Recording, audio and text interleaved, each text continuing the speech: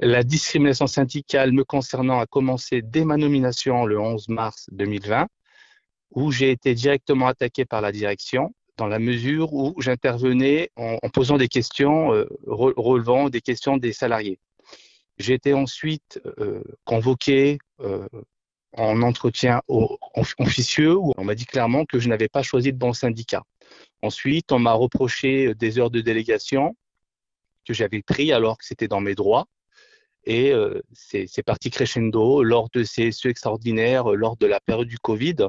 On a effectivement déposé un DG le 18 mars et c'est là où ça a commencé où j'ai commencé à descendre, je veux dire, aux enfers, où on m'a attaqué, on m'a coupé la parole en direct, donc lors des CSE qu'on faisait à distance, hein. On ne pouvait pas se déplacer. On m'a dénigré, on m'a humilié, et ça s'est fait depuis 2020 sur plusieurs années.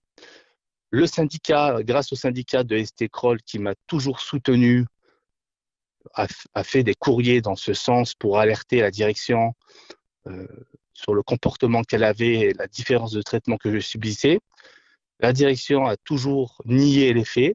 La décision elle a été rendue donc, dans un premier temps le 28 janvier, il y a une conciliation. Leur avocat m'a dit clairement que j'aurais jamais les excuses de ST et que sa porte était grande ouverte, mais finalement, il n'y a pas eu de conciliation de fait. Et ensuite, la plaidoirie elle a eu lieu le 29 septembre donc 2023 pour une décision donnée le 22 décembre 2023 dans laquelle on retrouve justement la reconnaissance de la discrimination syndicale dont j'ai été victime. Le jour de la décision, donc effectivement, j'ai eu un soulagement énorme puisque ça m'a réconforté dans la mesure où à chaque fois on disait que je fabulais, que je mentais. Donc ça, c'est un grand réconfort. Un deuxième coup, c'est que finalement, tout ce que j'ai subi, donc finalement, c'est réel.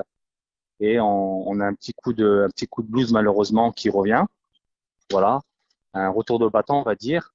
Mais ce que je retiens, c'est qu'il faut toujours se défendre, il faut toujours combattre, il faut toujours lutter, hein, d'accord? Ça, nous, dans nos engagements, c'est le militantisme, hein, de toute manière, et que, et que de toute manière, on aura toujours un gain de cause à la fin.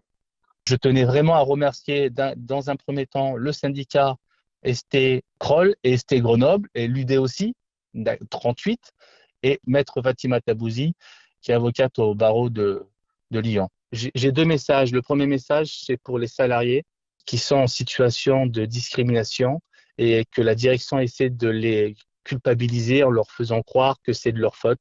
Rapprochez-vous des syndicats, rapprochez-vous de vos représentants du personnel. Ils sauront vous accompagner, vous appuyer et surtout vous conseiller. Ne restez surtout pas seul.